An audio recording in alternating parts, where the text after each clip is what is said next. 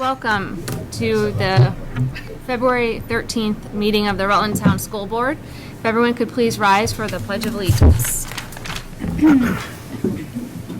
I pledge allegiance to the flag of the United States of America and to the republic for which it stands, one nation, under God, indivisible, with liberty and justice for all. Thank you. I will need a motion to approve the agenda or make any additions, deletions, or changes. Make a motion to approve. Thank you, Jeff. All in favor? Right. Aye.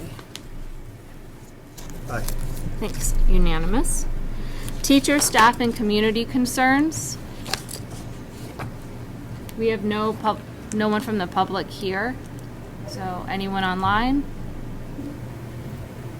Okay. Seeing none, we'll move on. Staff and student highlights. I don't see anyone here. No, not tonight. Okay. Sorry. So we'll move on to the budget and legislative update. And I'd like to start by welcoming our two senators, Terry Williams and David Weeks, for joining us this evening.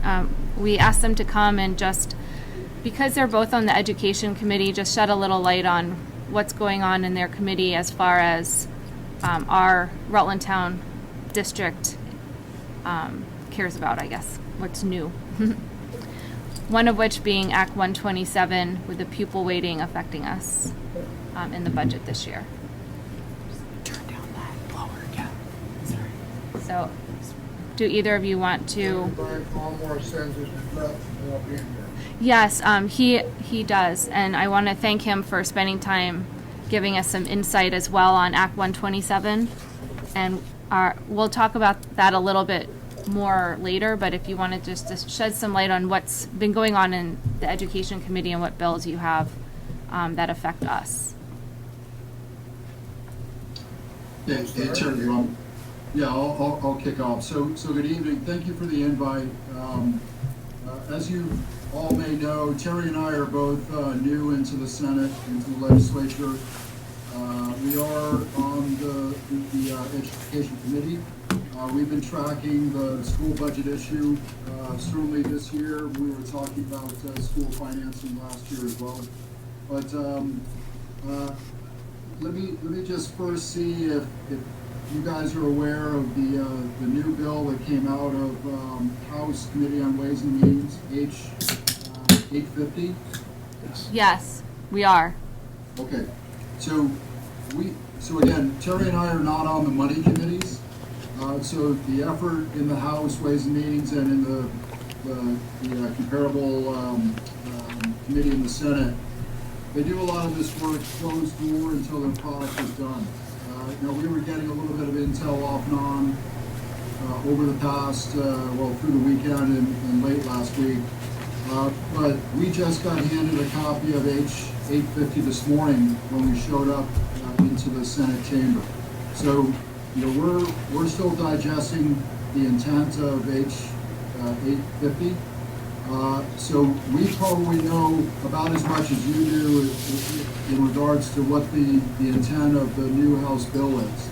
And my understanding is the House and the Senate will most likely go into a conference committee to ensure that the bill which comes out of the House and meets into the Senate is conferenced, and they come out with essentially a joint resolution, or not a resolution, but a bill that then goes before the House and the Senate for vote.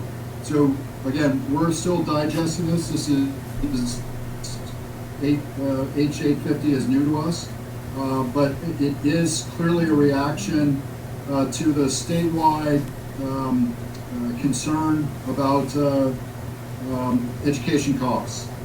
We're all reacting, and the executive branch is reacting to the fact that given current budget estimates, that there's about a $230 million gap in coverage.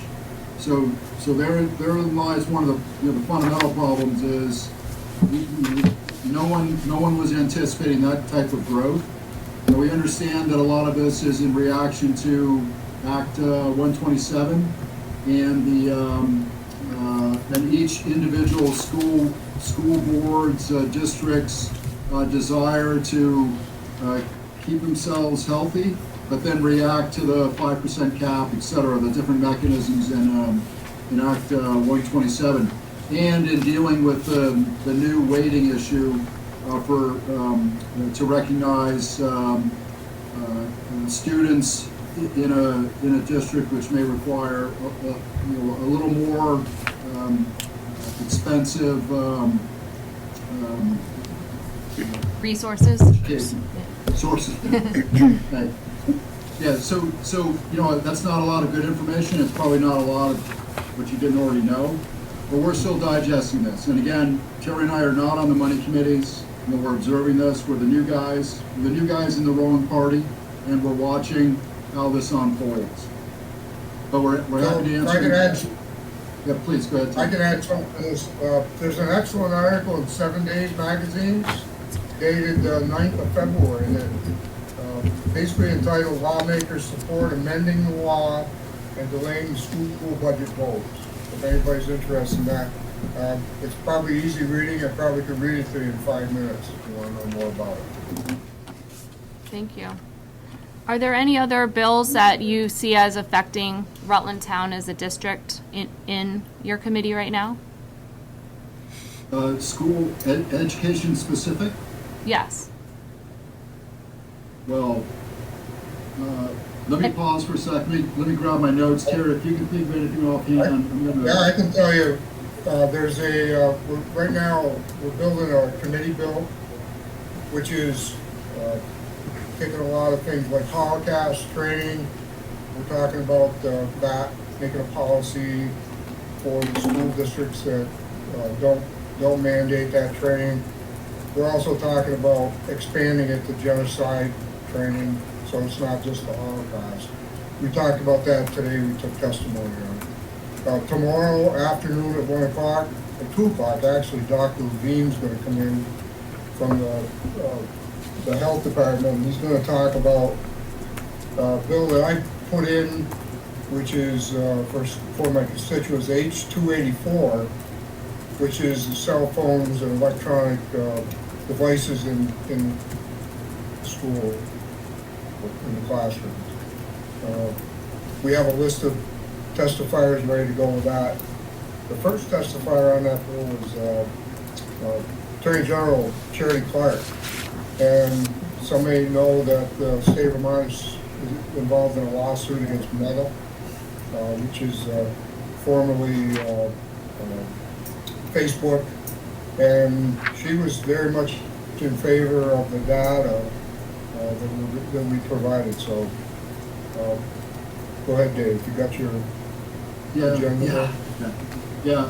Just a couple of things to add. Thank you, Terry.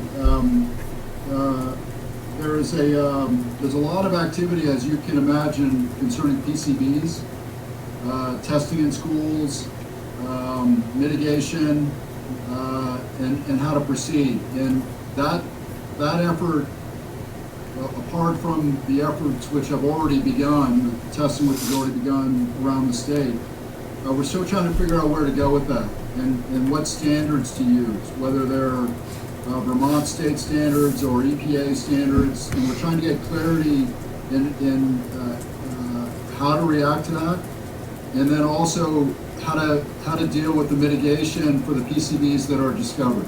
So that's an ongoing issue, and it's really not clear in what direction we'll be going in that, to be perfectly honest.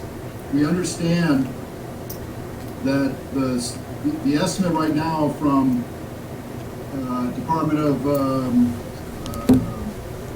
DEC, the Environmental Committee or Commission, they think that the statewide cost is somewhere between 29 million and 67 million. But the Rutland delegation feels that number is grossly underestimated, considering that South Burlington's high school replacement alone was 200 million. So we're looking at that. Okay, so it's an act. Everybody's very concerned about PCBs. and more to follow. That's maturing by the day. There's also a series of bills which may come together in regards to literacy. So literacy training for teachers and administrators, and obviously its net effect on students. So that's got a lot of it. We probably spend about a third of every day talking about the literacy programs and how to fortify literacy training for our students. And Important to mention, we're not the curriculum policy committee, so we just make the policy. We're taking testimony from the Agency of Education and actually people that want to come in and talk about it. There's a bill, it's S-204, which by Senator Jewett from Burlington made that up. Is it okay if we have a question real quick Sure. from one of our Right, members? Colin Fagan. Go ahead. To what extent do we see any changes in Montpelier as how we operate out of committees? It seems like, if the average Vermonter, one of their biggest expenses year in and year out is a property tax bill, and you can break that down between municipal decisions and then now we have a statewide education. And it seems like, and you guys probably weren't there, but we have a lot of decisions coming out of the education committee that aren't stemmed from finance and have detrimental effects to Vermonters, like this, and then winding things back up. We've gone through a budget process. We made some decisions here at a board level to then the impact studies come after. And I'm not blaming you guys. I'm just saying, at what point in Montpelier do we decide to embed that at the beginning? Education has two functions. Obviously, there's the curriculum and the what we're teaching, but it's a big expense and that's what everyone's concerned about in Vermont in the next 5 years, and how we make decisions and PCBs. I mean, these are massive projects that have honestly not a lot to do with educating kids. How do we deal with facilities? And each community making these decisions has a massive impact on taxpayers that aren't in their district. So at what point does everyone get a voice? When a Burlington needs a building, I get that, but it's $200 million of which they're a receiving town. So how do we get a voice as 4,000 I'll people? answer that. go ahead, Terry. I'll tag on. Education funding is broken up into two parts. The 18.5% interest increase that everybody was concerned about, that they heard back in, I think January. That's basically your state education tax. That's everything from every school district, supervisory union rolled into one. So basically, what I understand is that whatever happens, like the Burlington High School, we're all going to pay for that. And I'm a taxpayer too. I don't definitely, and I'm a conservative, so I don't want to see any wasteful spending.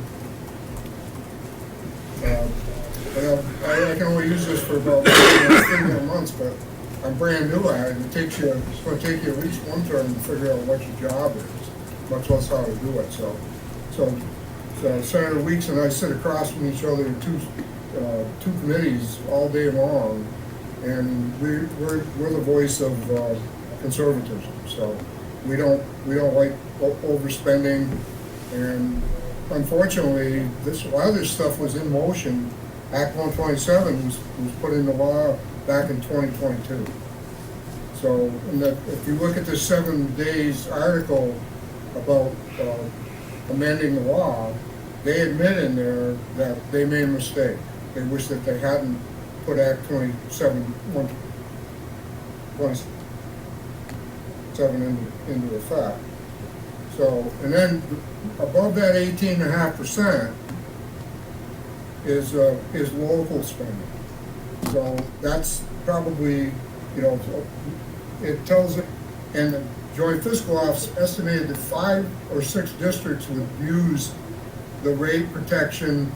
None would likely need a rate review board. That's the long-term waiting average daily membership. They gave a 5% cap increase. And then every 57 districts exceeded that. So that what we're seeing, part of that increase is because of local spending.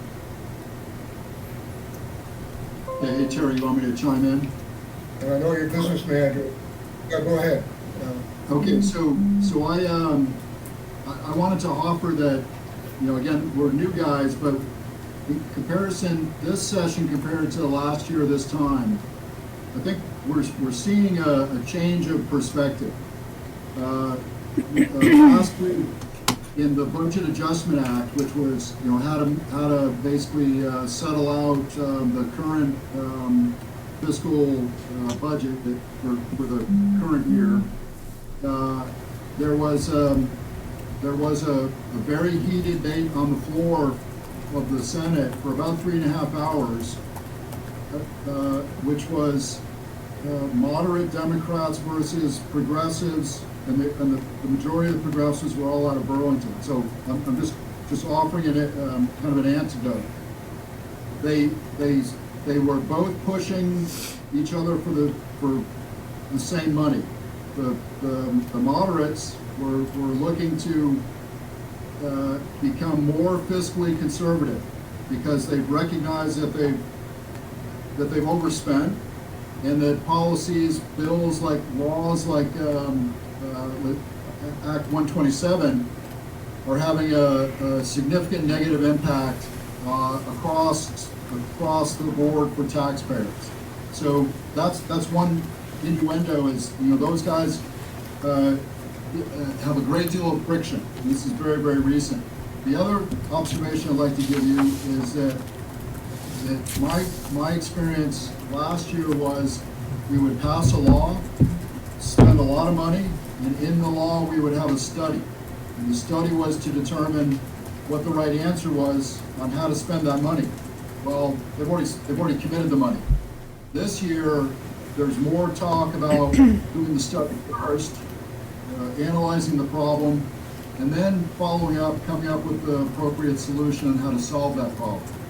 So those are two kind of very significant changes of perspective. So to the gentleman's question, because there isn't the ARPA money any longer, the federal money that came into Vermont that supported us during COVID and thereafter, that money's gone, and everybody's now essentially, fighting for maintenance of social programs versus how tolerant is the Vermont taxpayer to any additional growth. And I would say that my sense, Bless you. bless you. My observation is that this property tax issue took the supermajority in the House and the Senate, took them by surprise. They didn't quite know how to react to it, and they went into emergency mode to try to mitigate. And obviously, H2 or H850 is one of those reactions.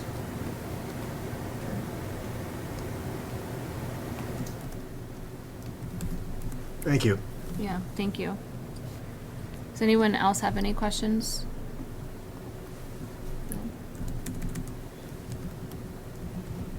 It looks like Senator Weeks is frozen up there.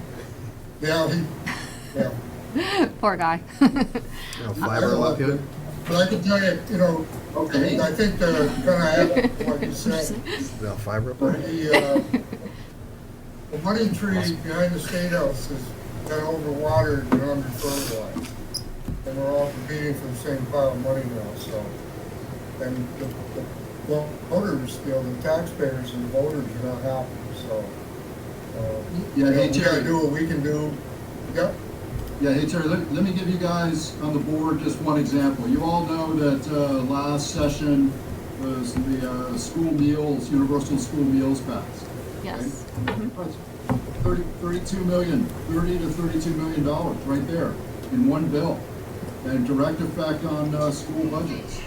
Now, when you start rolling that up with all the other bills and mandates and requirements and spending, it's not pretty. But at least we're seeing some glimmer of fiscal conservatism. That's the best way I can describe it. Thank you very much for joining us this evening and giving us a little snapshot of what's going on in Montpelier. Really appreciate it and love to have you again later, maybe towards the end of the session, May or June, just kind of give us an idea of how it all ended up. Yeah, good. Well, thank you. Thank you all. I appreciate it. And thanks again to Senator Collmore, who gave his talking points last night via telephone because he wasn't able to make it tonight. So I appreciate that. So thank you both. Okay, thank you. Thank you. Okay. Good night. All right, so then I guess that means we're moving on to the budget. So Louis, do you want to share with this board kind of what some of those changes mean? Yeah. So, when we talked about budget, during budget time, we were looking at a tax rate of, without the cap, of $1.45. But because the cap, we were looking at a tax rate of $1.24. And I handed out a sheet, but anyway. So, it resulted in a 21-cent savings for Rutland Town temporarily until that was just part of the Act 127 threshold. With the new transition law that they've proposed, currently we would be looking at getting rid of the cap and instead getting a 17-cent discount in year one. So if you What are the numbers for that? Like you gave us at the SU? you mean that sheet? Yeah, because we did it with the 14 cents, not the 17. Yeah, so I mean, so we were at $1.45 and minus the 17 cents, so you're looking at $1.28. 131 the other day. So, and when we were at the SU, it was $1.30. We were talking about a 7-cent difference. I don't know if I have these sheets that we talked about. So would this help you, Louis? No, she's talking about a sheet that I handed out at the SU meeting. But this gives numbers. It's Okay, different, sorry. yeah. So Thank you, this new the second transition mechanism that they presented is definitely better than the first one. We were only looking at 14 cents, so we gained an extra 3 cents. But we're still would be a 4-cent difference between what we discussed in our budget sessions as well as what we presented to the taxpayers in the town report. What's in this flyer that I passed around, and in the presentation. So we're talking about a 4-cent difference. So that would be like a 1.68 versus a 1.64. Is that, Well, we're talking pre-CLA right now. okay. So you're looking at, instead of Oh, the $1.24, 128 instead you're of the looking at 124. $1.28. Okay, thank you. Yeah. Are they phasing it out still? So in the law, in the new law, they still phase it out. So it's 17 cents the first year, and then in the second year, it's 80% of the 17 cents, and then 60%, and then 40%, 20%, and then 0% in FY30. All right. We'll slow it down because we were at the meeting, other folks weren't, for this room. So we were going under the assumption of this, what you have in front of you. When we passed the vote, he's giving us our equalized tax rate and then capping us at 5%. That was prior to what's going on now in Montpelier. That was if you stayed under 10, we're going to cap you at 5. That's gone, or it's soon to be gone. So our adjusted rate that we're presenting to the taxpayers is 1.2376 with a cap. Gone. So, until they figure out what they're doing. Coming back now, they're saying there's no more cap. So whatever you spend, you spend. So if you go whatever we propose, 9.1, that's what you go up. And then they identified districts that got hurt from Act 127. We're one of them. And it was 14% the other day. Apparently it's moved to 17% of impact. So instead of a 5% cap, they're going to give us a reduction year one, or they're proposing a reduction of 17 cents versus that 5% cap. So we were at 144 or 145. They're going to give us a 17-cent reduction in year one instead of the 5 cap. So we were proposed a 1.23. Now that looks like 1.28. Again, we haven't changed anything. This is what they haven't passed yet, but in all likelihood, they're passing something. A week ago, they were going to give us a 14-cent reduction. That's moved a little bit. Year two, because again, we were under the assumption prior to a week ago, we had a 5% cap for the next 5 years. It's going to go from 17 cents to 80% of 17 cents next year, and then 80%, it's going to shift down to 0 cent savings in year 5. I had you until that. But, Great teaching. so we, Had you until that. so whatever we spend this year, we get 17 cents off that. Right. Next year, It's like 14 cents. 80% of 17. Yeah. Yep. So it's like 14 That's what we cents get off. as a reduction 14 next cents year. off. And then the next year And then it's the like next year, it's 11 80% cents. of that. They're going to phase it out. So there's no cap on spending. 5 years, get our budget down. It's a And transition. the idea was and again, this doesn't take into account anything you've done prior to this year.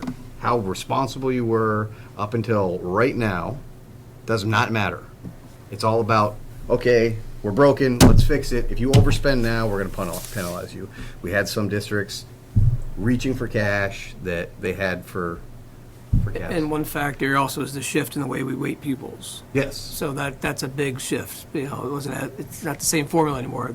Shifting to a long-term weighting put Rutland Town in this unique position, and other districts similar to that. Which is why we are considered a disadvantaged town. Correct. Right. So it's not as if we just spent more this year. It really is, when they shifted the long-term weighting, it had this impact, which put ourselves into that 5% cap with Act 127. But why they've changed the last month is because Right. starting today, okay, we will put a 5% cap on it. Some districts realized they could spend more than 5, bank some money, and overspend realistically. So then people are saying, well, how come they're overspending and they're not going to pay for it? So this is the solution, is to come back, get rid of the caps, and give us a reduction, because that was the impact when they do their made-up formula. That's my words, not anyone else's. But again, it takes not into account how fiscally responsible you have been prior to right now in time. You could have been the worst district for the last 30 years in spending. Starting today, you're not going to get penalized if you don't decide to move up. As we discussed to our taxpayers, to get under that 5% cap that is no longer existent, we'd have to cut 1.6. For us to flatline our budget, it was $3 million. So 30% reduction today has nothing to do with what we've done in the past. That's the solution, but that's what we're dealing with. So kind of a Reader's Digest of how the caps work. And Lewis did a great job of, I think we got to change this a little, just the numbers, right? Well, that's something we need to discuss tonight, as far as, I mean, everything that is in here, I caught one thing where something was coming off the page, but everything in here is what's actually in law today. Yeah. So the question is, do we want to speculate and put something in here, or do we want to wait to discuss it at town meeting? I did put one, and I bolded it in red, that this could change based on current law discussions. It's really up to the board how much you want to speculate. Two things I wanted to add. So the discount's not the only thing that's happening. So by putting the discount in place instead of the cap, it's also moving the yield. Moving the yield benefits everybody in the state, all districts, but it also benefits Rutland Town. So, we don't know exactly what that's going to move to, but, so I said, with just the discount, you're at $1.28. This is all pre-CLA. Instead of the $1.24 that we discussed before, but that's using the 94.52 yield. They've thrown around a 97.69 yield, and that puts you at $1.23. So that's potentially below where we were with the 5% cap. There's also talk that they're going to try to get the yield to 10,000. So, Which would even be better. which would be even better. A yield of 10,000 puts you at $1.20. So that's 4 cents lower. So we don't really know where this is going to end up, because there's two moving pieces: the discount amount and there's the yield amount. And we may not know till May. And we have to finish this vote, whether we postpone it or keep it by April 15th. You definitely won't know the Right? yield. Yeah, so and I just want to add about the yield, unless you can, add more to this, but this is not unique to this year. This happens every year with the yield, where, we pass a budget, we present a budget, people vote on a budget, and then the yield is decided after budget's been approved, which to me, coming from different states, is a little backwards, but that's just the way things work. So I just want to make that clear. Most people know that, but this is not unique to this year alone. There's a lot of speculation in terms of what will happen with the yield, but we will not know really until town meetings or whatever budgets are approved, and they see, when they get those final numbers in, then they will set the yield based on those numbers. So, And that's because the yield, they don't know the yield until they know how much spending is. Right. So there's a big pot of money in the ed fund. That's what's coming into the ed fund. They know what's in the ed fund. They know how many pupils there are, and the pupils and the yield are dividing numbers. So the piece that they don't know is what everyone's spending is going to be. So once they know what everyone's spending is, they know what the pupils is, they times those two things, and it's just a calculation. So ed fund divided by how many pupils divided by spending, that's what the yield is. Equalized pupils. We used to be equalized pupils, now it's long-term weighted ADM. So they really can't give us a firm yield until they know what everyone's spending is, and at this point, budgets could get voted down, budgets can change, so they can't give us a firm number. They can just give us estimates based on what they think everyone's budgets are going to be at this time. I think this year is unique, though, that we're discussing the yield so much, because at least in the last few years I've been here, I mean, it may have been discussed between finance. It's always been discussed in the finance amongst you, group. yeah, but it hasn't come to I think more public awareness. we usually are more firm using the tax commissioner's recommendation, and in the past, at least this last 3 to 4 years, we've always seen the yield go up from the estimate that we've used.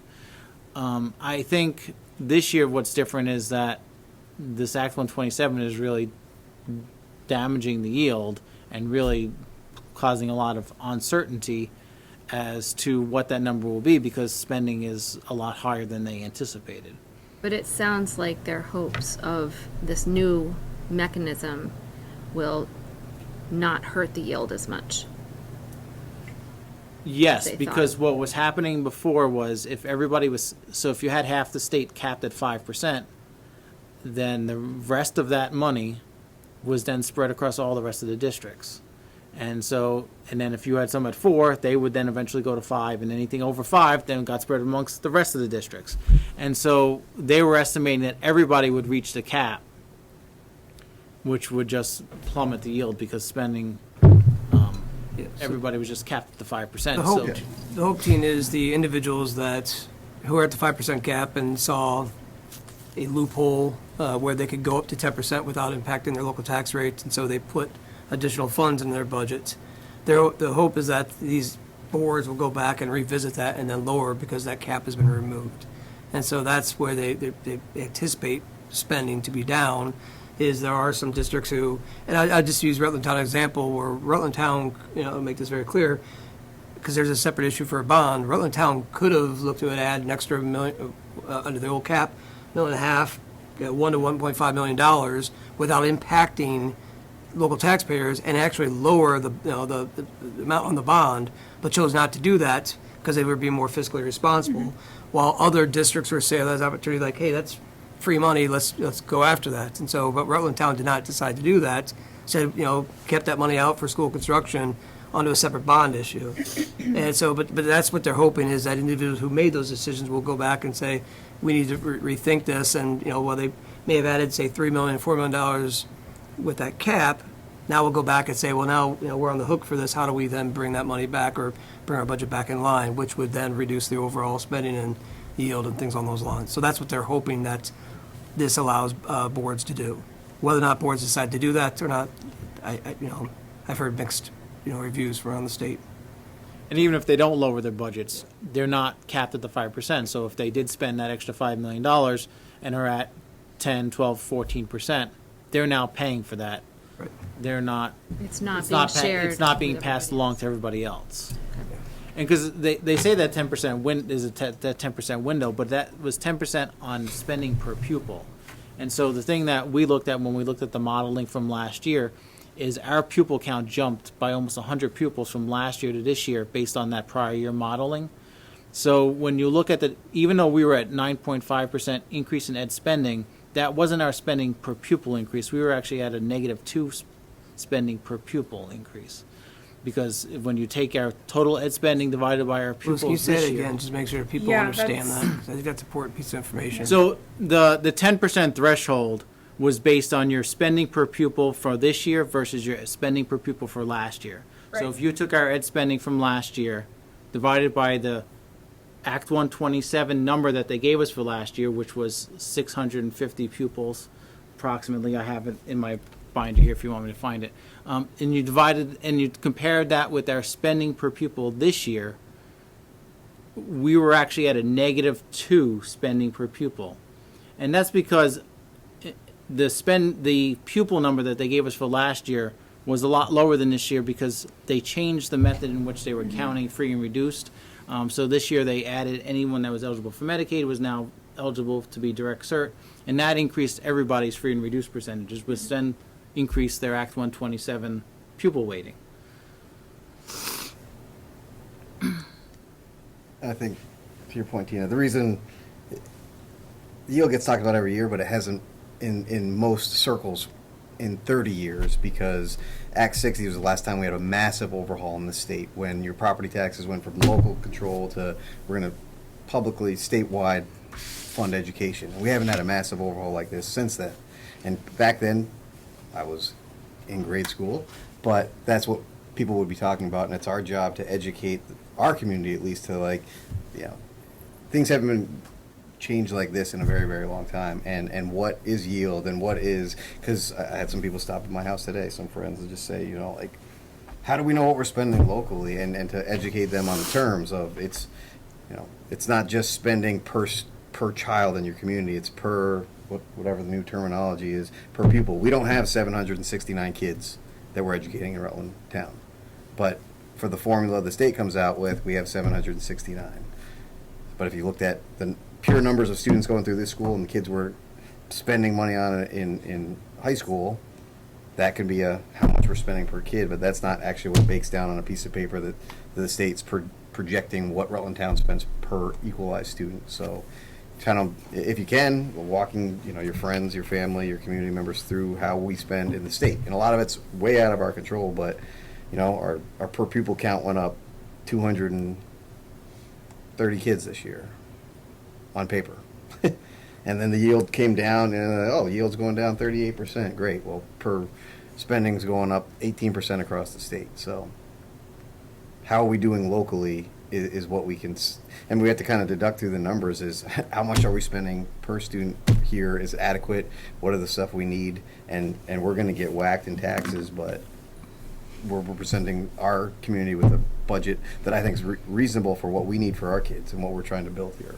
And a lot of it's out of our control is how much we're going to get increases, and that's going to continue to come down the line until the two gentlemen we had on here and the folks up there start making some changes to formulas and stuff. We can only deal with what's in front of us or start massively cutting.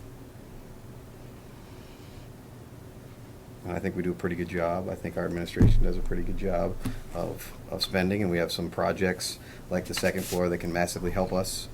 It's going to fiscally hurt a little bit more than it would have if we'd done it 5-10 years ago, but it's still very prudent to do. And I think, last piece, I'm in favor of not waiting on Montpelier. I like the literature we put out. This is current law.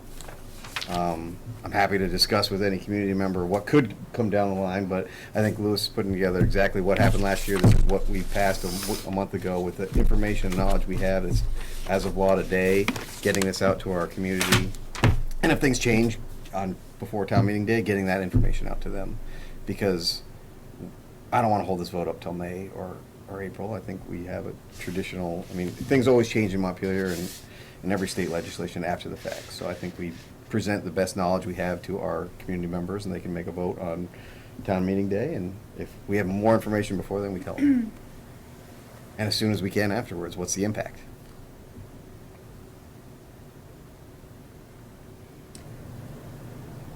I agree. Yeah, I'm on board. Anything else you want to add, Louis? No, I agree that I mean, I don't think waiting fixes anything. I think we should put it out there and see what happens. I think a second vote is gonna be much harder it's always harder to get people back out, and everyone's gonna be out there for the town vote and whatever else is going on, the election, primaries, whatever, so. We don't know what we don't know right now, but what we do know is we worked really hard at keeping costs down, being conservative, and also making sure our students have the experiences and the resources that they need. So I'm very comfortable with our budget. I hope that it works in our favor with the changes that they're making, and we'll go from there.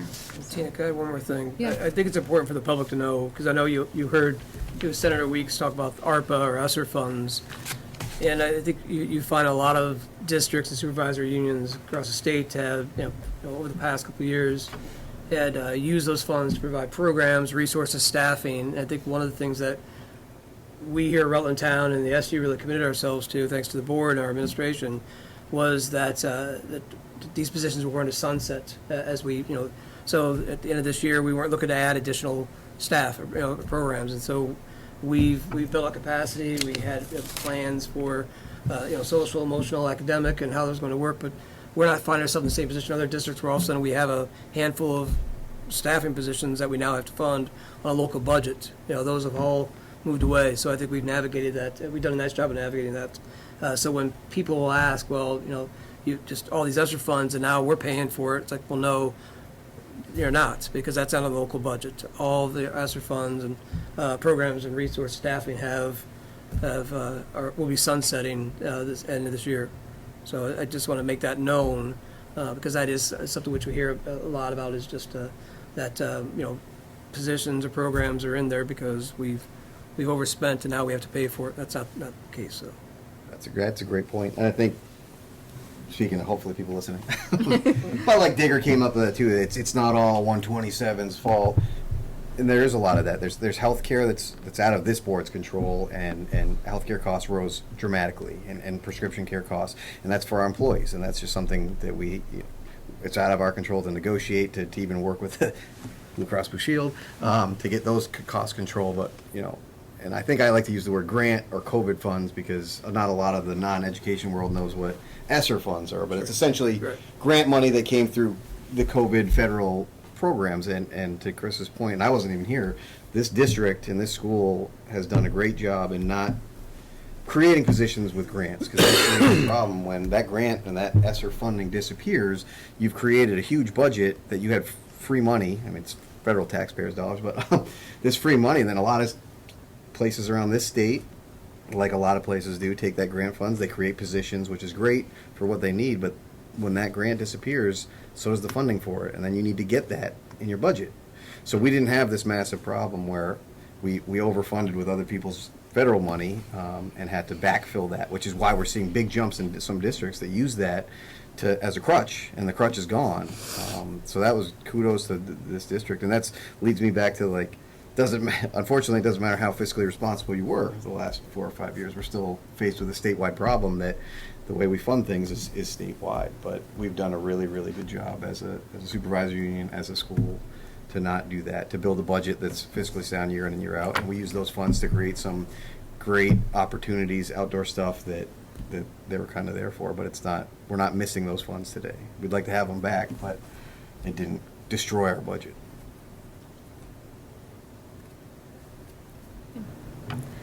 All Get right. off my soapbox. I promise. Tim, did you want to share anything before we move on to the second floor? I will take that as a no. Oh, No, I'm good. Okay. I'm good. all right, You perfect. guys doing? Thanks. All right, second floor update. So just, Oh. and if anybody sees anything in here that they would like tweak, any errors or anything, if you could just pass those along as soon as possible. We really would like to get this in a printer tomorrow. I did notice on page 1 that I just have to move the margin over a little bit, so. I just assumed that the format would be fine. But if there's anything else, when I converted it to PDF, it cuts it off a little bit, so I'll make that correction. But if there's anything else, just let me know. Thank you. All right, second floor update.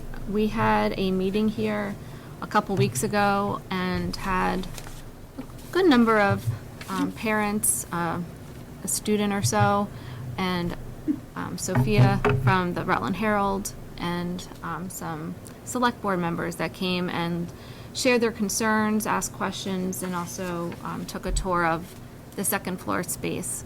And I think we're all pretty excited about their response and feedback. They were pretty excited about it, and I think felt energized and hopeful, as we do. I guess my question I'd like to ask the board is, what more can we do to help this pass between now and then?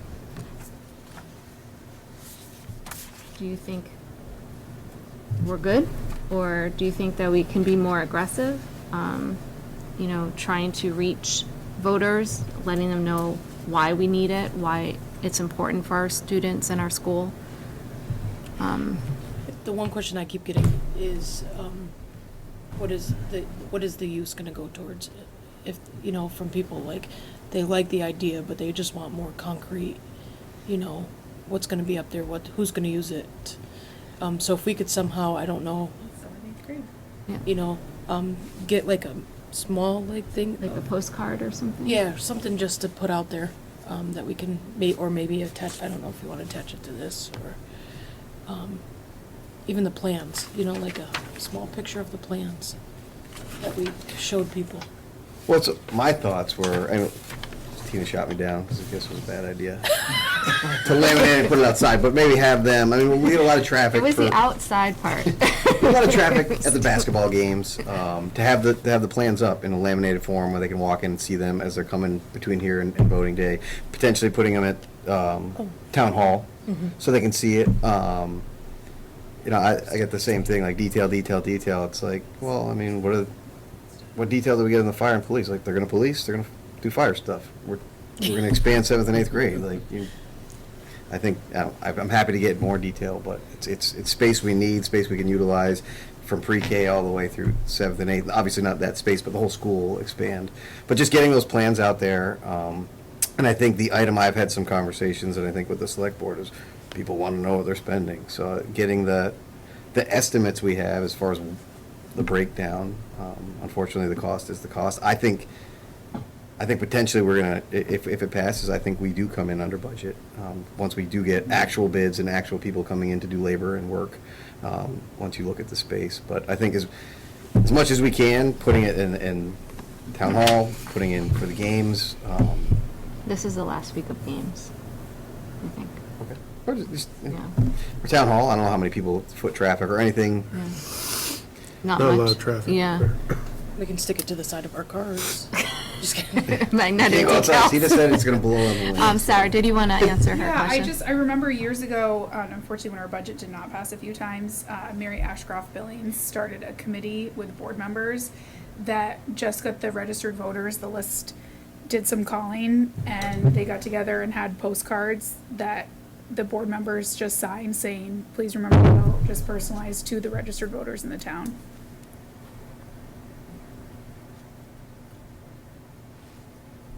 So there is a list of registered voters? We had a previous board member that went to the town hall that was able to get a list of all the registered voters. Yes, the town office can provide you a copy. That's what we use to mail out these things.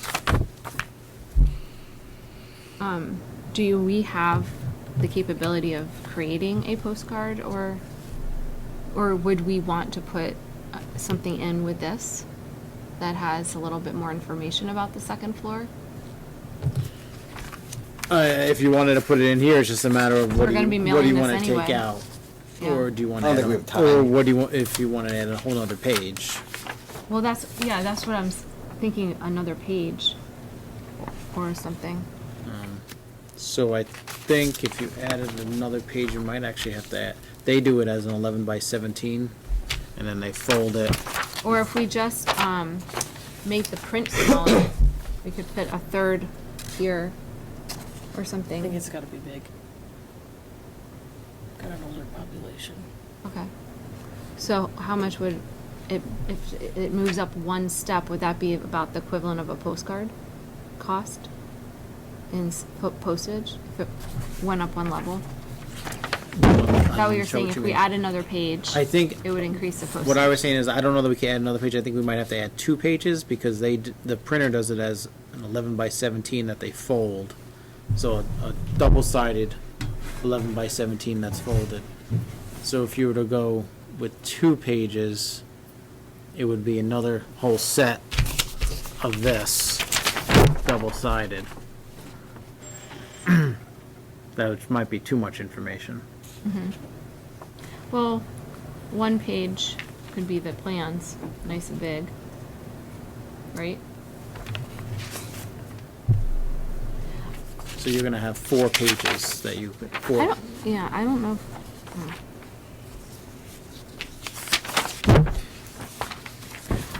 I'm just thinking that Is this our first time using this? the first time using yes, this. we usually do a trifold. Yeah, no, I mean, this is great. We don't have any historic data, like how many people, Oh, the QR code, yes, that's the first time that we've done that. so we don't know. We don't have, unfortunately, the analytics as far as where people are getting their information. Oh, can we hook the plans and information to here and then just make a note under the building improvement part? I mean, we can definitely do that. Yeah. Because that would be great. That would be my only other thought, is like a Yeah. postcard that says, maybe just a picture of the plans, the size of the bond, say, remember to vote, and hopefully drive them to, I've already done a draft presentation that needs cleanup from Lewis as far as numbers that I could just give to you. You could, Can we slightly decrease this part of this page, a smidge, and then add maybe something like, the plan is to move, is for 3 middle school classrooms, a special education classroom, an intervention space, some social, just an extra. I feel like line. people keep adding spaces to that. It's the same though, yeah. Okay, good. It's 3 middle school classrooms, a special education room, an intervention/conference room, 3 bathrooms, Okay. a social space, My and then office. closets and an elevator. Okay. I thought you were doing Yeah. separate No. intervention. No, And it's conference and- intervention okay. slash my office, conference. my parking space. There's 5 rooms, Right, okay. so 5 rooms for the middle school, a social space, bathrooms, and elevator, Yes. and a storage space. Yes. So basically, just adding a little bit there, because we added the asbestos abatement and floor, other improvements around the school, but we don't really explain anything about what the space will be used for. And also mentioning that we find this important because we are at capacity. We have no, So I could add another bullet or 2 if somebody could just provide me the wording on what you yeah, wanted to say. I can do that And then we tonight. could add a bullet that says, for further informations and See the QR code. plans, go to the website, and if you send the plans to Shannon, she could put them up on the website. Whoever has all the information that we want to share, we could just put that on the website under the Rutland Town section. Okay. Yeah, I mean, what I was talking about in our meeting too, I did a deeper dive, I did some demographic studies in Vermont as far as in Rutland Town, as much studies you can do as far as trajectory and population to show people where we're at least as far as the census and census projections and students we have, and that's important as a voter, with or without kids. Obviously, it's easier to envision a project when you have a kid or soon-to-be kids or grandkids, but if you have nothing, realizing that, we're not, and a lot of people talk about being in constant decline, Vermont's shrinking, but Rutland Town's not. And the people that are moving in are of kid ages, and if anything, we have a, albeit small, 0.5% population growth expectation. So we don't have the space for the kids we have, and we're going to be at this capacity for a while. If anything, it's only going up.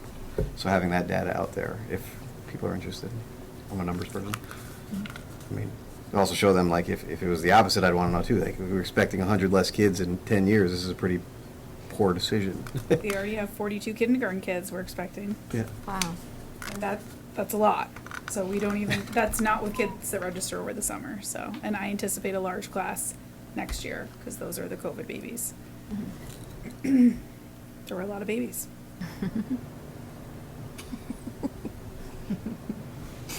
Yeah, hopefully, just as we get into this, I think we talked about the SU level. The material we're putting out would be great to have a back end on the tech side to understand the points that are getting hit.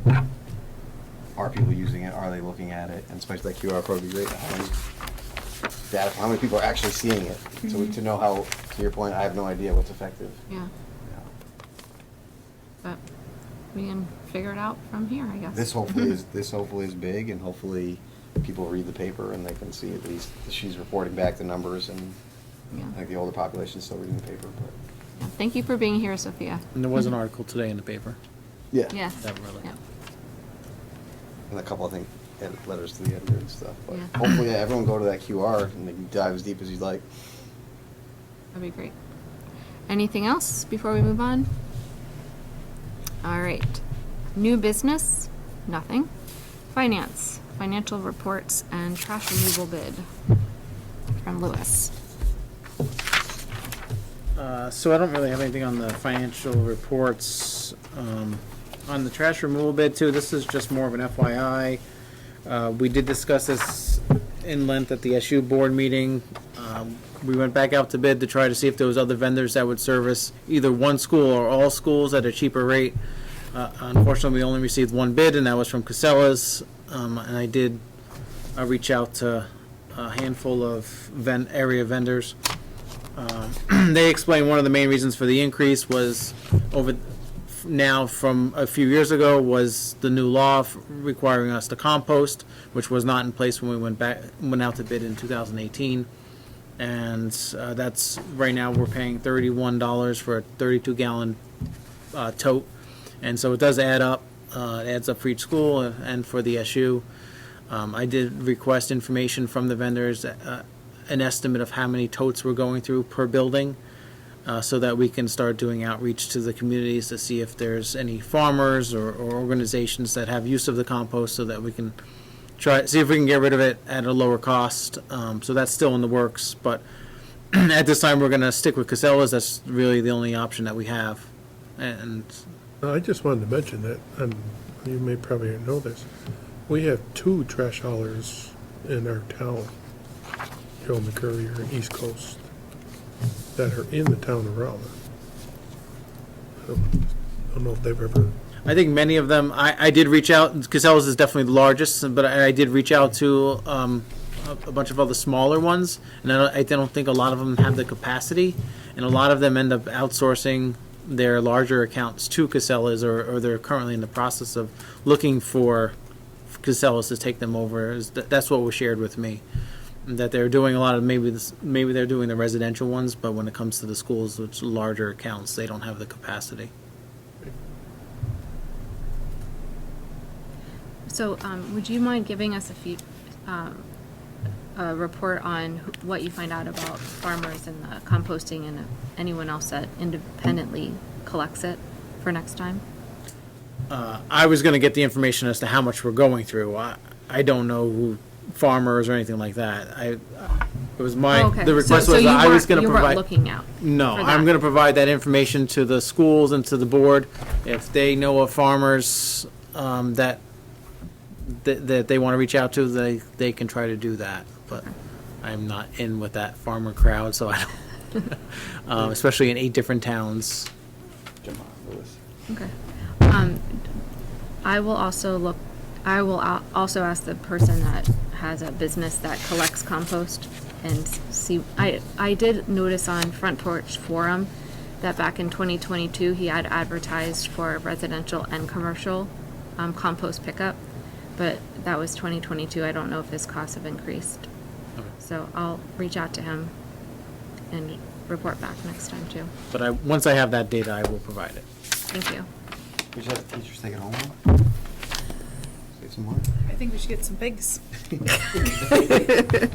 Or some chickens. Yeah, we can't afford them right now.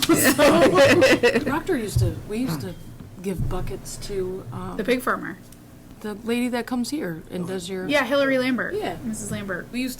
Kids would carry them out and hand them to her in her car. Would she We have a know lot any? of compost. Would she know any farmers that might be interested in Be picking it wary up? of Not sure she has that many pigs for all of them. She might, but I mean, we when you think about it, we go through a lot of compost. So I mean, it would have to be a large farm. So when that 32-gallon tote that Casella's comes to get, is it full every week when they come? I haven't looked in it. I wouldn't. I choose not to. Sometimes there report are back? things in there. Can you report back to us next board meeting? I'm there, Sarah. Pictures. That is your job for us. There were things That's crawling all- out of there. I Like, may have please fell. videotape her as she's looking.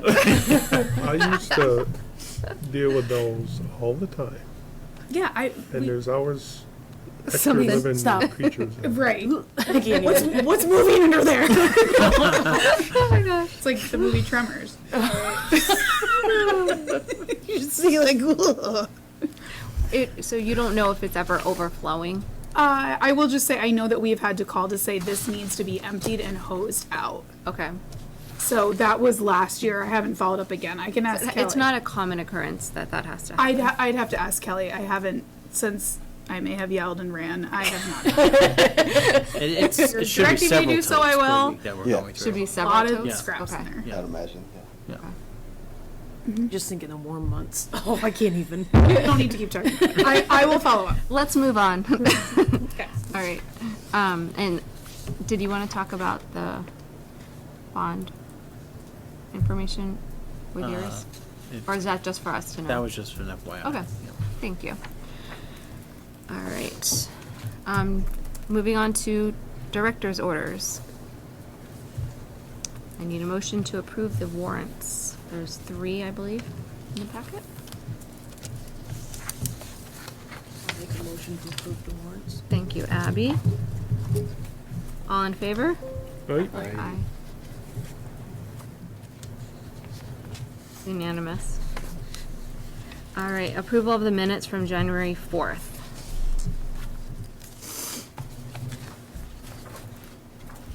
I'll make a motion to approve the minutes. Thank you, Colin. All in favor? Right? Aye. Thank you, unanimous. Superintendent's report. Thanks, Jeff. Just a few items. This time of the year is typically busy with budgeting and preparing for town meeting. This year, for all the reasons we've discussed earlier, it's been a little more active than years past. But we do want to thank Sarah, Mike, Lewis, and the staff for all the work behind the scenes and helping us get to this point. And if we have to make any sort of, decisions or pivot at the last minute, then we'll get that done as well. So just, it really is we're taking things on a day-to-day basis because we just don't know what's happening. It's a very fluid legislative session as of this point. So along the same lines also, February is Board Appreciation Month. And so just on behalf of the GRCSU staff, I just want to publicly thank our Rutland Town board members. I've said this in all of our meetings, but there is a misconception for a lot about what it means to be a board member, that sometimes just one night a month where you show up, weigh in, and then you go back along your merry way till next month, and that's not the case. Our board members are very active, very involved, working closely with myself, Lewis, administrators and staff, and constantly seeking input from community members, feedback, and really making the best decisions possible for our students here at Rutland Town. So I do want to publicly thank them. It is a thankless profession, and for a very, very low stipend. I mean, so they're really, the only reward really is in just making sure that Rutland Town is heading in the right direction. So I just want to thank you for your guidance and your stewardship, and it is much appreciated. So. And along the same lines, but Fastbridge has completed at Rutland Town. I think next month, Sarah and Mike will be able to kind of give you an update on where we're at, and particularly the conversations they've had with their staff about the good things they've seen, and if there's some things that need to be improved, and they also have some plans for that as well. So, so if there are any questions, I'll be more than happy to answer them at this time. Thank you. Principal's report. I did want to apologize. I didn't know if you knew that the behavioral report we're planning to put in next month's. Yes. Okay. Yes. Just wanted to make sure. Sorry about that. It's okay. Thank you. Forgot to mention at the beginning. So as Chris had just shared, we had our kindergarten through 8th grade students complete their Fastbridge assessment. Also, SABRS has also been completed, the social emotional benchmark. Kindergarten through 4th grade teachers, I went with K2, and then Mike went with 3 and 4. We completed the keys to content writing. So he was in class all day today with our 3rd and 4th grade teachers. And I attended last week, so we're gonna meet during PLC time tomorrow to discuss next step with our new writing PD, so that was wonderful. Last week was the 100th day of school, can't believe it. Some updates from student council, getting to the why, etc. So Miss Mandeville, 5th and 6th grade TA ambassadors will hold their February K through 4 student-led character assembly later this week. So this month was kindness and March is citizenship. 7th and 8th grade student council is working on having a door decorating competition later this week, and they're also working on a student newsletter. Getting to the why that Miss Mandeville and Mr. Lamar are part of have been working hard on Monday during lunch period in preparation for data analysis retreat that will be held later in March.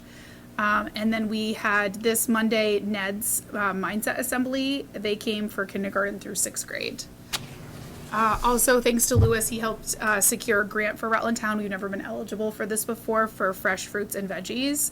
I would say our middle school students have given me the most compliments. I think many of them thought that I was supplying this. So like, Miss Tetzlaff, thank you so much for this fruit and vegetables. So I told them thank you. I just got the money. Yeah, so it's nice. We got a big chunk of money, so kids, like, we're having some like exotic fruits too, which is nice. Just some things like star fruit, dragon fruit that kids haven't tried before, so that's exciting. Mike met with our EST data review meetings. That was last week. I don't know if you want to expand on that at all. Yeah, so we do that 3 times a year because the screening assessments are given fall, winter, and spring. So we sit down and review data for teachers, and we particularly identify kids who are in need. So maybe they dip down below benchmark, that kind of thing, and what it looks like for them moving forward. Fortunately, this time around, there weren't a whole lot of new ones. So sometimes, you have a bunch of new ones that kind of pop up, but this time there weren't. So a lot of them are already getting services, support, in intervention, things like that. Yeah. Thank you. Our 8th graders have raised enough money to go to Washington, D.C. later this May. So those students that need scholarship or partial scholarship, those are covered. So anything else that's raised will go to help offset what students have already paid. And we're working, Sherry Bathlon is working to set up a meeting with the 7th graders so we can talk about fundraising for next year. And just like we talk about every meeting, the price goes up, just like everything else. So I think when I started, it was like $400 maybe, and now it's $1,000. So just like everything, it has gone up. So behavior data, we're going to talk about that later, as Tina had shared. Chris had asked, just the board wanted an update on PCBs. So on February 8th, testing where carbon units are placed, you may have seen me turn down those big black carbon, it's like a big air purifier, they're pretty loud. So last week, they came back and tested where those carbon filters were placed. Then they did further testing in the middle school wing and in the open wing. And then they picked up air monitors. Some of you were in the building and saw it's kind of like a hospital sounding beep, beep, beep, these tall standing monitors. So those were picked up. So we're just hoping that we get the results back as soon as possible. So things are moving forward. Lewis and Kelly have been working with the Vermont Green Schools Initiative program on stormwater grant. More information will be coming at a later date. We're in the process. We're continuing the process. Officer Angie and Kelly met with Green Mountain Power last week about trail usage just for certain evacuations, etc. So that's just great partnership to have right down the road. Kelly's working with Mark McGee and JDW on some plumbing issues. Keeping in touch with Catamount Environmental and Andrea Liberty, just keep them in the loop about that abatement, so don't forget about us. Working with some 4-H groups here in Rutland to utilize our building on Saturday, some Castleton weekend basketball tournaments, and also Maple Leaf Quilters has contacted us about having an exhibit here at school, which is great. So if we have some more voter things posted around, that would be great. All that on voting day years ago. Yeah. So that would be great to have there. Not listed on here, but I would like to start with that Randy Dewey, retired Rutland Town School teacher, and Stan Blickartz, also a retired Rutland Town School guidance counselor, had their 50th year of coaching or reffing last night. So Mike Rowe and Sally Hogan helped recognize the two of them. We posted some pictures on our website, but just to thank Stan. And hopefully I'm loud enough for you, Stan, because he listens to me on these board meetings and said I've not been loud enough. So if you can't hear me, call me. So thank them for all that they've done for our school and community and children. They ref pretty much everything, so they're awesome. Spelling bee winners, we had Violet Poley was the winner of the spelling bee earlier this month. Haley Zaliski came in second. So these students, along with Isabella Klassen, will have the opportunity to represent Rutland Town School at the state spelling bee on March 28th. Go Spellers. I don't. I do not, sorry. I signed something for it, I don't remember. And then I just have a list of some things happening for dates. Want to give a huge thanks to everybody for their support with Lifetime Sports. We had our last day of Lifetime Sports last Thursday. One of the best experiences ever. I mean, it just, we had a lot of parents reach out saying thank you, but also I attended PICO every day, every Lifetime Sports Day, and I told Mrs. Yaddo, our behavior specialist, I almost left in tears like three Thursdays in a row, just because our kids that were grateful, polite, knowing a couple of the instructors there, they were looking forward to Rutland Town School kids coming. And again, to me, it's not just about academics, but those soft skills, being polite, respectful, having good manners. Kids were patient and just, I mean, I don't know, Colin, how many kids first time ever up on the mountain? Probably 60 first-time skiers. Yeah. First time to PICO. Getting out the hill was great. Yeah. A lot of good, candid stories from teachers, from our volunteers, of listening to kids interact with each other, talking about how awesome it was. You know, yes, I can't think of the word. Like prompted? Unprompted, Yeah, there we go. unprompted, Just yeah. them talking to each other and see how excited they were. And we had 0 incidents. You know, we had one kid break his arm. One of our more accomplished skiers hit a jump, but no problems with interactions with instructors, with the public. To his point. I think there were actually point two. guard. The last Anybody you time know? But, Sorry. just a lot of Tell kids. him to jump. Kids smiling ear to ear. Got a lot of great feedback from the George Eddy facility and how we were the best school. Yeah, No offense, Abby. Yeah. But, it's true. I wanted. and well organized, which it didn't feel like it some days on our end, but the teaching staff, the administration, we were a well-oiled machine. We had 3 buses at PICO alone with kids running off the bus week in and week out. Probably the biggest hassle was, you know, running 70 or 80 kids through the rental lines, just because we had that many kids that had never been there, that didn't have equipment that PICO was fortunate to give to us, and get them through. And we were, you know, week 1 was a little slow, but week 2 was amazing. And we had, you know, for whatever worth, we had great weather. Last day was probably the best, sunny, Yeah. 30, but the week before that, great temperature, a little foggy, but all in all, these kids, and some of these kids are like, oh, this is the best place ever. And hopefully, the plan is in March to hold an event with the PICO Ski Club and PICO Ski Racing Program for those kids that did enjoy it, to go see what the racing program is like up there. Similar, we're going to work with the Raha hockey team to have an event for the kids who really got into skating, to see what else is out there. There's a Junior Bruins, just to show our kids what else is out there. That was the whole point, is to get them involved in what's right around here and the sports that happen in Vermont for the rest of their life. So we're trying to connect them to those communities. We built it in the budget for next year. Already in conversations with Mr. Snyder about adding different activities Yeah. locally, just some more Lifetime Sports down here. Already talking about extending it 1 week up in the mountain. They're happy to have us back, so it's going to be awesome. I really appreciate everyone's support at the board level, the community, the volunteers we had, and again, it wasn't at every facility. We had numerous people helping at George Eddy, as well as the bowling alley, but we had tons of parents and volunteers up skiing with their kids, skiing with other people's kids. I had a lot of dads and Yeah. moms that, you know, their kids are great skiers, better than them, and they were on Bonanza helping kids they didn't know get on lifts, teaching them how to ski, which was, like, again, the whole point of it all is watching our community interact with each other. And I think, you know, even watching Miss Tetzloff take, you know, a little Willow who was up there, who, you know, we couldn't get her into the program. She's a good skier, needed help on the lift. As long as we can get her on the lift, and she met pretty much every parent, every teacher in the school. Just get her on the lift, and she could truck right along. So I don't think anyone had a bad time. A lot of No. smiles. We didn't lose any kids. No one missed a bus, which is a positive. I found a smartwatch the last day. I returned that to Isabel Creed and threw her under the bus. But all the kids brought their gear back for the most part, so it was really good. On that. And again, George Eddy was nothing but great feedback. We only had limited people up doing cross country. I guess one of the teachers maybe got lost with 4 kids. I don't know if that didn't happen. We had 180 kids up on the mountain. We seemed to do all right. We had like 4 or 5 kids That are all skiers. They know that.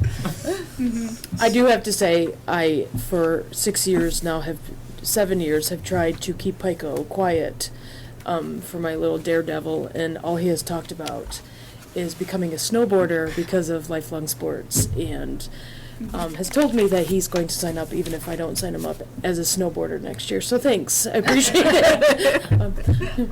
But he did master skating without a basket or whatever those things are by the end. Milk crates. Yeah, he was chasing Mr. Rowe. So Yeah. every Thursday it was like the easiest day to get the kids up. They were like, we're ready for this. So. It was super fun, and every Thursday I was like, am I going to be with 7th and 8th grade, or am I going to be with kindergarten? Am I going to ski, or am I going to snowboard? I kept flopping back and forth. It was just so much fun. Exhausted. I told Colin today, I'm like, I was so tired on Thursdays after school. So it was a great time. Huge thanks to our community. It really takes a village, and that's, I think, what was so heartwarming is that there were parents that were there whose kids were off, and they were helping them, whether with boots, bowling alley, wherever. I know Mike was at the bowling alley, so it was fun. Thank you. It was an amazing experience. And I think I had teachers taking off their own ski coats to give to kids, and just some kids who I won't hear from parents, but had personally thanked me and their teachers and have taken the bus up to Pico on their own and been like, Miss Tetzlaff, I could maybe work here one day. Those kids will never have that experience, and that to me just is priceless. Yeah. Yeah, and I was going to ask them to come, but then I realized these board meetings are pretty boring for people. But special thanks to Colby and Mr. Schneider. Yes. I mean, the work they did behind the scenes to make sure all the kids' buses, parents, volunteers were organized and helping us through all the staff issues. They really went to bat, spent a lot of time, and I was on the phone or communicating with Mr. Schneider every Thursday to make sure what's going on, kids forgetting passes, is going to be all right, and he was phenomenal. And the excitement that he had to make sure this program went off without a hitch, and he did a lot of work. So I'd like to publicly, thank him as a parent, as a person in the community, as a school board member, to see how much effort he threw in, and all the teachers that at least I interacted with on our end were great. Even the ones that didn't, Miss Alderman and Justine Peters with making sure the kids were comfortable. A lot of kids, they're new. They go up for a couple runs. They wanted to come in. They were manning outside the lodges, making sure everybody was comfortable. We didn't lose anybody, and everyone got in and out. So it was great. Yeah, and thank you to Mike. He helped with the busing. That was a lot. Just the busing part. Yeah, it was good. Surprisingly, we, from being all over the place, I don't believe we had a late bus run from what we did. We were like coming in hot. Like, Mike's like, can you please get back on time? I'm trying. And then I think one of the day, one of the instructors is one of my friends from Orwell. And I was like, 2:10. It's 2:35. She's like, oh, I thought it was 2:30. So I'm like, you need to know. But they were just having fun, talking with the kids, taking their time. It was great. So thank you. Might have been Michael. I think Finn might have been the last person on the bus one day. Yeah, who I wasn't under gonna call you my out, but- supervision. Maybe. That was a week. Yeah. I'm sad it's over. I said, football's over, basketball is over, Lifetime Sports is over. Gets on to spring stuff. So a couple things that are in here. We have preschool screening, so we're going to be screening our new preschoolers coming in. The Monday, early. I know, but it's already been the past 100 days of school. So we're going to have preschool screening the Monday we come back from break. So the preschools are closed. We have to screen all new children. So that's going to happen. We have a few field trips, NAEP testing. They usually test for 4th and 8th grade. They're just doing 8th grade this year, so that's happening. We have a couple of district festivals for chorus and jazz band, and of course town meeting and voting day. And Mike Rowe had let me know that Nick Strantz, who does Jump Rope for Heart, he's going to come in later in March to do hands-on only CPR with our kids. So I think that's great. I would love to see that every year. Challenges, I've had it in here every month. We continue to be short-staffed. So we are in dire need of subs, especially for preschool. So preschool they're required to have more training, and that's what's very difficult is that if we don't have subs, and then we don't have, and preschool teachers are out, That's been a challenge. So if anybody's interested in being a sub, even if it's one day a month, we would gladly welcome you to Rutland Town. We are still looking for a new special educator, and I did mention it's looking like next year we'll probably have 3 sections of kindergarten because we're already at 42 kids, and we average 5 to 10 enrolling over the summer. So we're looking at a great kindergarten class coming in. Enrollment numbers are here. They're the same as they were last month. 352, and we have 176 9th through 12th graders right now. Any questions? I have a question about the openings related to the subs. For the pre-K, does it, and I don't have it in front of me, but does it state that, because it tells you what you need like the 10 hours of Orientation.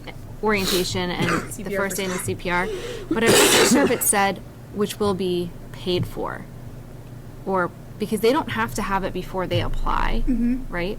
Right, we pay them for it. You pay them for it. So I didn't know if that would make any difference, just because on the regular subs there's not that Right, yeah. requirement. Typically, we bring them in as regular subs, and then we let them know that if they're interested in the pre-K, then these are the additional trainings that need to take place, and there's a stipend that we offer if they complete the trainings, and they can complete them at home. I believe the stipend's $150 for completing all the trainings. It does say that this needs to be completed within 45 days of being hired. But it doesn't say that it's like You on will your come- time, Oh, yeah, or gotcha. if you'll be paid for your time or something like that. Just an idea, I don't know. It's good that you're trying to get some of the general subs, trying to get them to be cross-trained. I think that's really helpful, yeah. So, That would be Liz Hutchins, because I know Ellen's not with us anymore, so she's picking up some of that. So that's Liz in the business office. thank you. All right, moving on to contract recommendations. I would need someone to approve Amanda McIntyre for a horizontal move from $52,136 a year to $54,291 a year. And then we also had some information purposes only for extracurricular stipends for William Tyler for a 7/8 baseball coach, Corey Pollock for a boys lacrosse coach, Lisa Dayton for a 7/8 softball coach, and Nikki Adams for a girls lacrosse coach, all of which receive a $1,000 stipend. So I'll entertain a motion for the professional staff recommendation. I'll make a motion. to approve that. Thank you, Jeff. Any discussion? All in favor? Aye. Hey. Aye. Thank you. And then, as mentioned a minute ago, there's vacancies in the packet for your information. And chair report, just due to time, or thinking that we were going to have longer discussions tonight, I had asked the board to complete their board self-evaluation. And what I was hoping to do would be to collect them and kind of give a report next meeting. So just kind of go through and just average all the answers. I And did then- look at it, but I didn't complete it, so I'll send it to you tonight. Perfect. I Okay. think there's an extra copy that you Oh, have. in here? Yeah. Okay. I think You took him Colin his. took yours. Do what? There- There's 2 there. one- Oh, they're saying, multiple pages. I misunderstood. I thought it was evaluate Make another myself. copy. Yeah. That was Oh, no, evaluate. we're good now. We're good. I gotta do it too. I thought it was just evaluate myself, which was perfect, but I didn't realize it was the whole board, so I will do the whole thing again. Thank you, and then if you could just give it to me and Yeah. we can discuss it next meeting. Next. Right. And then in the packet was also the most recent SU board. Actually, in the paper packet, it's the January meeting minutes, but in the online bucket is the most recent. And there weren't, we talked a bit about policies. We talked a lot about the budget changes. And I think that was about it. It was a pretty straightforward meeting. All the SU updates. Yeah. Did you have any other things to add, Tim or Colin? Dogs Yeah. Oh, Well, yeah. we'll be getting to that shortly in the policies, No. yes. why not? There was more discussion? Oh, yeah. Oh, yeah. So, I think we're in a good place now. I think so too, yeah. We didn't talk about cell phones, so that was good. Not this time. All right.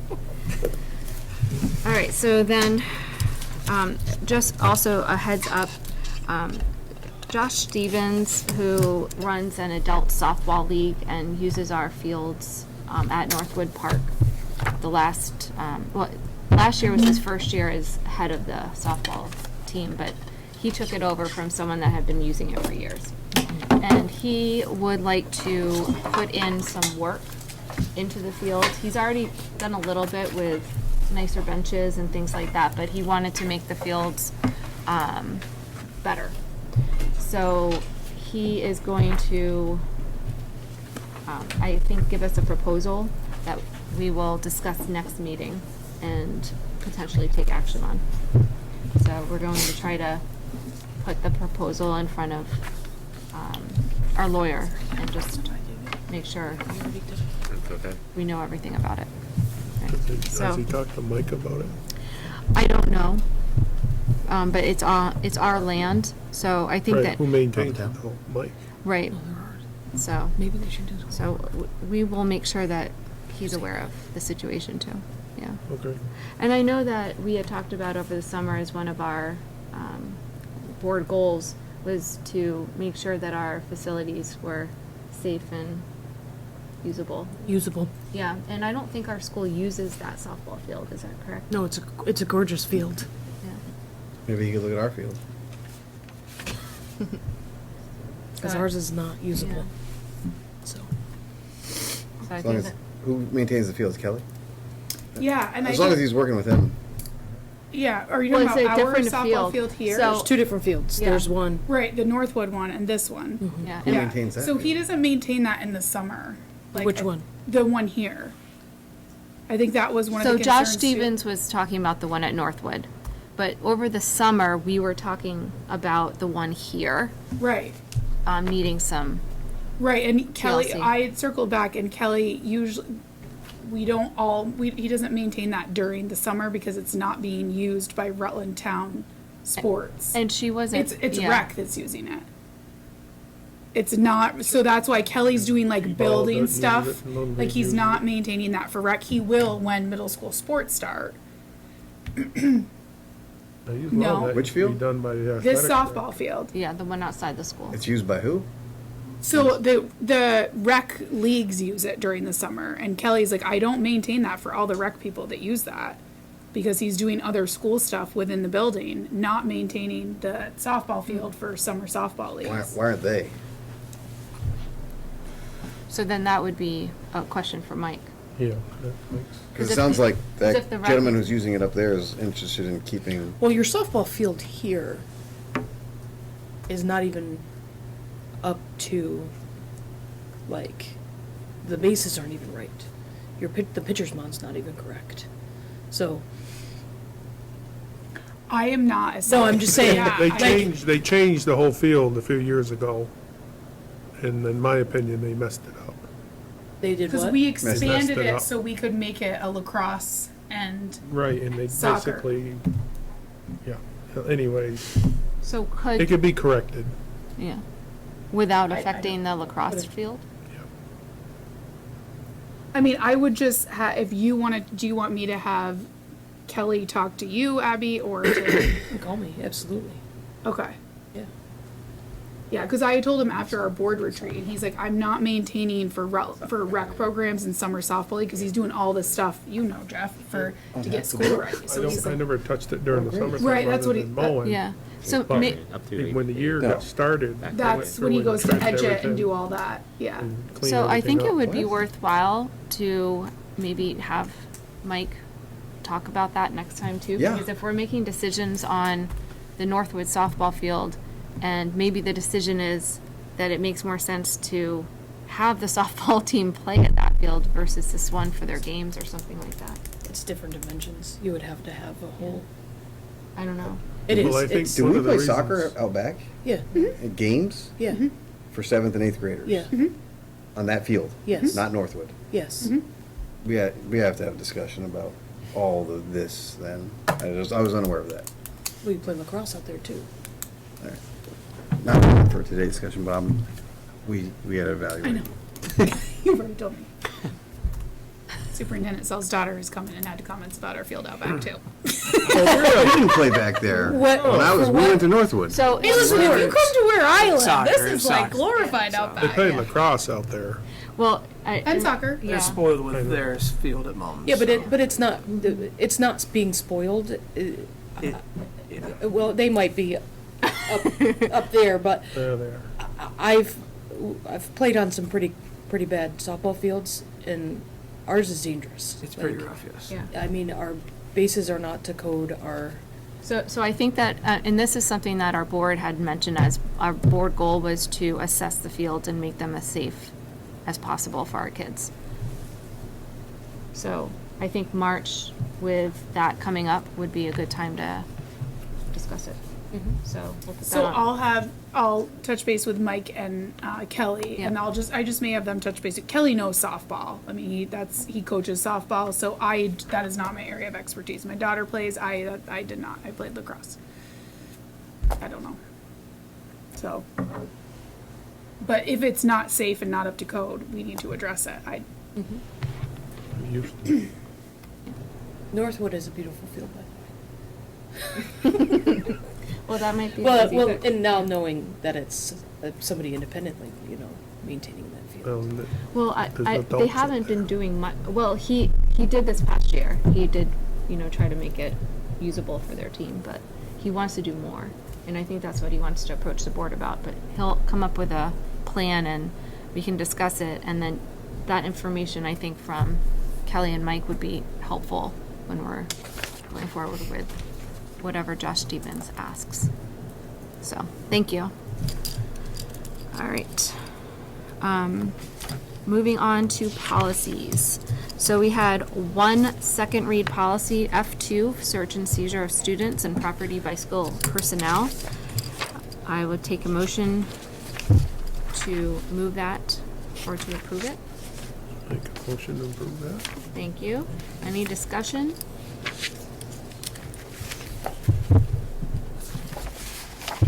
All in favor? Aye. Aye.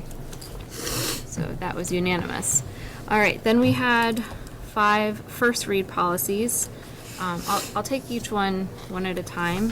E9, animals on school grounds. That was discussed at the SU. Some of the school districts in the SU feel more strongly about not having dogs on their property than others. So as the SU, we decided to kind of try to keep it as flexible as possible, so that every school could kind of do as they wish, with also limiting liability. So one of the main differences was when it discusses pet dogs in number 3 on page 2. It says, pet dogs are not allowed outdoors on campus grounds while school is in session or during school events. At other times and unless posted, dogs must be leashed at all times. And I would like to add a comma after posted and uncapitalized dogs. The owner is responsible for proper cleanup of any animal on school grounds at any time. So that was a major change. Does anyone have any other concerns with this policy or any discussion? I hope we can keep the raccoons and skunks off the property. Yes. Yes. I hope so too. I just Well, that's I for posted it. in the so school hopefully building. the raccoons are reading it. Yeah. All right. The policy committee worked really hard at this one, so. We did. Yeah. But the SU did modify it slightly, and I think it's good, the way it's written, so. Can I just ask a question? We do Yeah. have a therapy dog that comes here. So there's a it's different not- section there's a on different therapy section. I'm dogs, just yes. clarifying, because I think Yes. some people have already So, panicked about it. access for service dogs and therapy animals is number 4. Yes. And they are permissible on a case-by-case basis, yeah. It cannot be a therapy skunk or a raccoon. Snake. Or monkey. If the skunk's painted like a cat, you All right. No, you So, can't see that. I'll take a motion to move E9 I'll make that motion. as a second read. Thank you, Tim. All in favor? Right? Aye, unanimous. All right, E14 and E15, I think can be taken together. They're pretty similar. And, Lewis approved, I believe.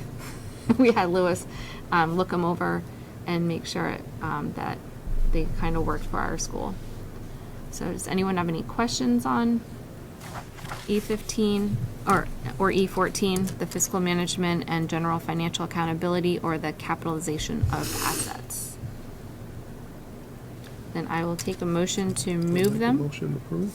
to the second read. Move those. Thank you, Jeff, for both of those. All in favor? Right? Aye. All right, F3, we had approved it originally, and then I believe it was Wells Springs sent it back. And even maybe Corey Valley, they had some questions about it. I think it's pretty similar to what it had read before, but what originally in number 1, students must first attempt and have been denied or be ineligible to access the driver's education program offered in their school. We had originally had another component that they also had to try at a GRCSU school, and that was removed for this version, and that was really the only change. So, any discussion on that? No. If not, I will take a motion to move it to second read. I'll make that motion to move it. Thank you, Abby. All in favor? Right? Aye. And then H5, we've also seen before, which is the Title I, Part A, Parent and Family Engagement. We are not a Title I school, so this policy doesn't particularly pertain to us at this time, though who knows what the future may bring. And I think the main change of this one was the date at the end, moving it to June 30th so that it would be at the end of a school year. And we'll be putting in whatever date it gets approved at the second read in the highlighted section. So that was really the only change, I believe, from last time. So I'll take a motion unless there's any discussion. I'll make a motion to approve it. Thank you, Jeff. To move that to a second read. All in favor? Right? Aye. Thank you. All right, so that moves us to the upcoming meetings and future agenda items. March 4th will be our annual meeting, which will be held here jointly with the select board. As of right now, I think we're going second. That's kind of how this one rolls. I think I've never been to one in person. I think it's only been virtual since I've been on the board. So I don't know exactly the format. It would be very similar to what the pre-town meeting was, Probably. so. So, Then I say we go in second, will give Lewis an opportunity to get here from Ira. So it starts at 7 p.m., so expect a late night, I think. It starts at 7. Starts at 7 Monday or p.m. Tuesday? It's a Monday, Monday the 4th. It's always the night before town meeting day on which is, Shitty day. yeah. Right out back from Calgary the night before. And then March 12th will be our reorganization meeting. I believe everyone that is running, that would be Tim and Jeff, is running unopposed. So we are happy that both of you want to come back again, and most likely we'll be here. Pushing my write-in candidacy. So thank you for doing that. And teacher, staff, and community comments. Seeing none, we'll move on. We do have an executive session, I believe, for contracts tonight. I'm not sure. I don't think it's necessary now. I don't either. I think we're okay. Okay. So No executive session is needed, so we'll move on to good and welfare. Just want to say my grandson today was his birthday, Aw. but he also went skating today. Down pre-K in the Raha place, and he had a blast. He had a fantastic time. All the mothers were down there and some of the fathers, and I guess it was a lot of, I haven't done this in a long time, and aches and pains tonight, but they absolutely had an absolute blast today. I thank the teachers for that, so. Had a really nice turnout for the vision mission statement committee, and feel like we're making some good progress. So I was thankful for that.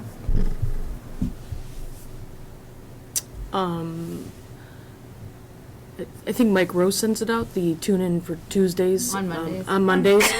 There's a purpose. I'm calling him out here because I haven't had a chance to email him. It's killing me on Mondays because I get so excited. I'm like, yeah, it's Tuesday. It's not, Mike. Sorry. But it does give a lot of information.